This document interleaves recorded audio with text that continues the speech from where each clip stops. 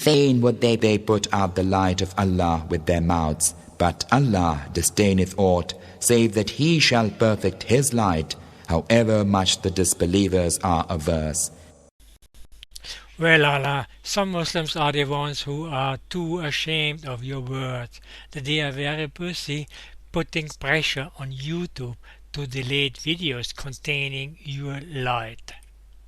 No, Allah, this unbeliever, like Dr. Bill Warner, Christian Prince, and many others, is not too shy to show the world what you call your light. You see, Allah, your light is just useful like a candle burning in bright daylight. It is being outshone by a better and stronger light. And the third thing is the atonement. This is another fundamental pillar. It's the idea that an innocent man, Jesus, the second person of the Trinity, became a man and died on the cross for the sins of mankind. And so for me, it didn't make sense. And I think even with the biblical portrayal, especially in the Old Testament, when you look at passages in Deuteronomy like that express the idea that the son shall not be put to death for this father, but each man will be put to death for his own sin, not for the sins of the other. And so for me, it didn't make much sense how an innocent man would be put to death for the sins of all of the guilty, and somehow that is the pinnacle of justice. For me, that seems to be the opposite of justice, that an innocent man should not be put to death for all of the sins of the guilty, and that somehow would appease God's wrath, and then he would have mercy on us. For me, that didn't make sense, and it still doesn't make sense. Now, so here when a Muslim, he speak about, is it fair to punish somebody who did not commit sin? And hold on, just to show you the stupidity and the hypocrisy of this cult. We just heard this guy saying, is it fair to punish someone who did not commit a sin? I want to hear it again, just to show you that as long he is saying it's not fair, then we have some news for him. Your prophet, make it fair. Listen carefully. Justice is to punish a person who did not commit the sin. The gravest injustice is to punish a person who did not commit the sin. So as Muslims, that is injustice. The gravest injustice is to punish a person who did not commit the sin. Did you hear it? Guys, did you hear it? How many times I need to repeat it?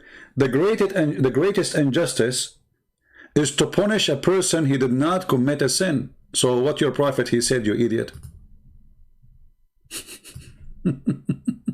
Read carefully. The greatest injustice is to punish a person who did not commit a sin. Muhammad, he said. Muhammad said, not me, that the day of resurrection will come, and the Muslims will come in that day, and they have sin like mountains in the top of them. Do you see it? How much sin they have? The Muslim, they have sin as high as mountains, and Allah would forgive them, and he would place their seed instead the Jews and the Christians. Do you see it? So this donkey, he just said, the greatest unjust is to put someone instead of someone to be punished. But this is what you Muslims believe, not us.